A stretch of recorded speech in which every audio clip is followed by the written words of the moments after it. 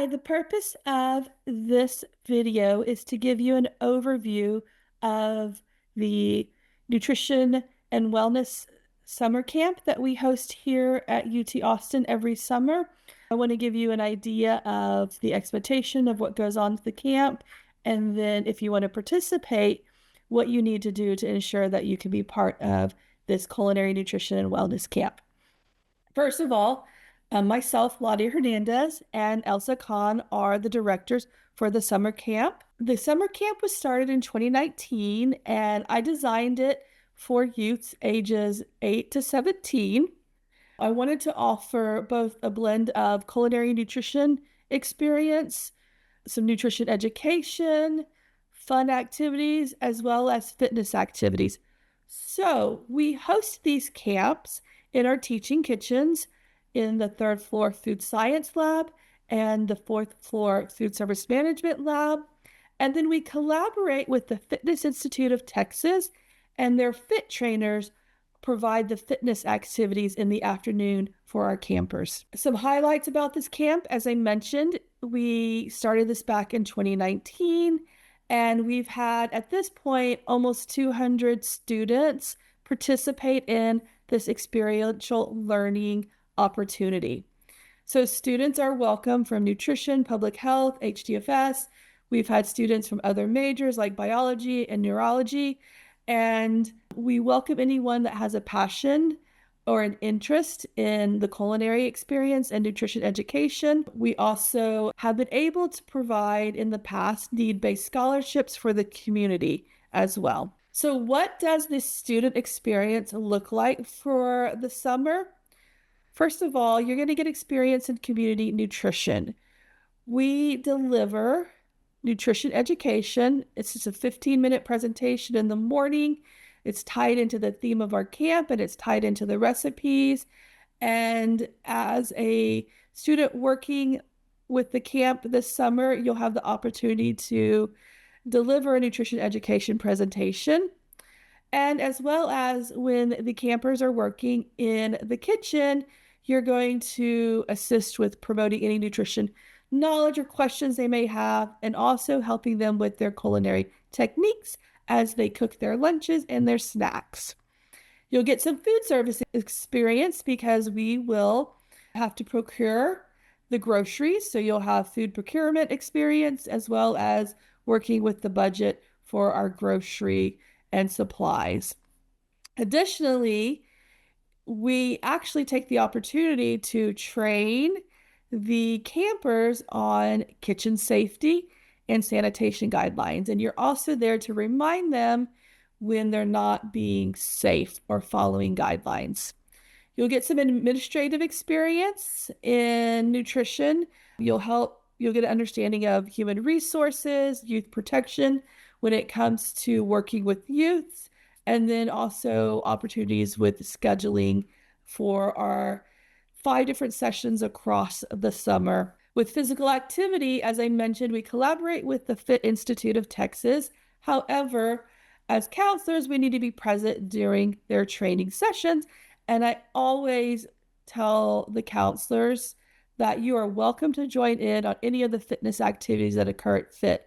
They do anything from working in the weight room to playing volleyball to doing cardiovascular exercises. And so it just varies every day each week. You'll develop your leadership skills. I have the counselors rotate in being lead counselors where I'm there. And so is Elsa as backup to help guide you, but we allow you to develop your leadership skills by making decisions and troubleshooting issues that might arise during the day, as well as helping us develop some of the daily lesson plans and activities for the week. And then you will build your communication skills because delivering presentations to youth is very different than delivering it to adults. So we'll practice and you'll have the opportunity to deliver presentations.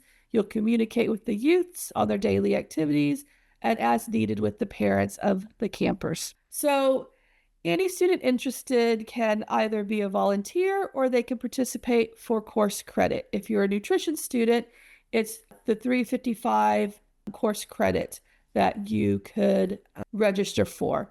And so I know it is on some degree plans, as well as it can count towards an upper division nutrition credit as well. I always tell the student to sit down and talk with their advisors to ensure that this course credit is needed or it's feasible within your degree plan. Because again, I don't know what you have completed on your degree plan and what you need to fulfill. And so that is your academic advisor who can better guide you. But we do offer this as well. So the summer 2026 schedule is listed here with the dates. We have summer 1 and summer 2. So for students, I typically suggest that you register either for summer 1 or summer 2. And what that looks like is a commitment of 20 hours per week. If you were to do 355 credit in the fall or spring, it's 10 hours. But since this is a condensed summer session, in order to fulfill the hours for the 355 credit, you would need to put in 20 hours a week. So I've created the shifts for the camp to fit that time credit that is needed. So we have the AM shift and then we have the PM shift. And I'm going to tell you a little bit about how those differ. So we arrive at 8:30 because the camper drop off starts around 8:50 to 9 o'clock in the morning. So we arrive at 8:30, we're opening up the camp, we're opening the rooms, and we're getting anything prepped. Between 9 and 9:15, we're doing a fun icebreaker activity every morning with the campers. And then we deliver the nutrition education presentation, which takes about 15 minutes. We walk the campers through the recipes that they're going to do that day, and then we bring them into the kitchen. They wash their hands, and we have a table demonstration. Typically, we're demoing how you slice, chop, dice, vegetables or things that go in the recipe. Things that we want to be proactive in preventing them from messing up the ingredients in the recipe. So it varies each day.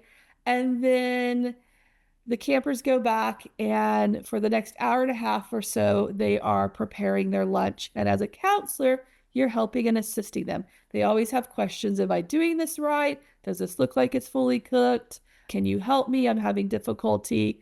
And that's what the counselors are there for. So the campers prepare their lunch, and then they have lunch. The campers are also, we train them on how to clean up and sanitize their workspace, wash dishes and things like that, because again, they need to learn to clean up their messes as well. And so we're there to help guide them. And by the time they finish their lunch, 12:30 has rolled around and the PM shift is arriving. One thing that I do have is typically we provide lunch for the counselors every day. So in that window of 12 o'clock to 12:45, we're preparing the lunch, and then it's available for the counselors. So the PM shift individuals come in and they pick up where the morning shift has left off. So the PM shift would then help in assisting with any cleanup that might be left over. Two of the counselors would walk the campers over to the fitness institute for their physical activity. And it usually takes about 15-20 minutes to walk over. The campers will be there for an hour, and then you walk back. So it's almost about 2 hours of time is spent for the physical activity. Once we bring the campers back, I always have, because it's hot in the summer, a little treat. We have snow cone machines, we have popsicles. So we take a few minutes to sit down and let the campers cool down from the exercise and then, walking across campus. And while they're enjoying their cold treat, the afternoon shift will deliver a small presentation on the afternoon snack. It's usually tied into the nutrient values and maybe some of the cultural aspects of that snack, depending on which theme day it is. And then the campers will prepare their afternoon snack. Again, the counselors are there to help and assist as needed. So by the time they prepare their snack, they sit down and eat it.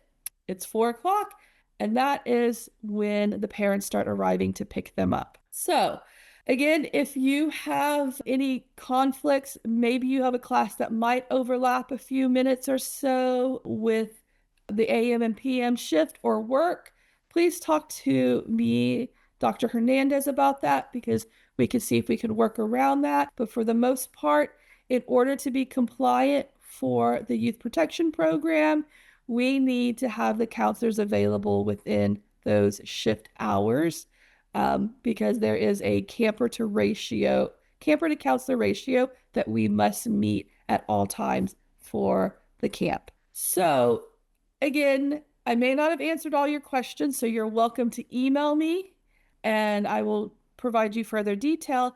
But if you are interested in working with Elza and myself this summer and with the youths, this is what you need to do next. On the flyer that is attached to this email, the QR code is available. You will need to complete the Google form if you have not done that already. If you've already filled out our Google form, then no need to fill it out again. Once you complete the Google form, you will need to email both myself and Elza in one email confirming that you do want to participate. And in that email, I will need to know your choice. Would you like to participate as a volunteer, or would you like to participate for course credit? If you are seeking course credit, please include your advisor's name, because what happens is either Elza or myself will need to email your advisor to say that you're working with us this summer for course credit, and your advisor will need to send you a registration code. Included in that email, we also need to know if you want to participate in summer 1 or summer 2, as well as whether your choice is the AM or PM shift, or if you are available for either shift. That's also helpful for us to know, because filling the shifts are on a first come, first serve basis, depending on who emails us first. Once we fill the shifts for the summer session, and whether it's AM or PM, we'll let you know if it's filled, and what other shifts are available. So putting either is also very helpful for us, because then we can fill you in where needed for the different shifts as well. Again, I want to express that if you have any questions that were not answered in this video, to please email me.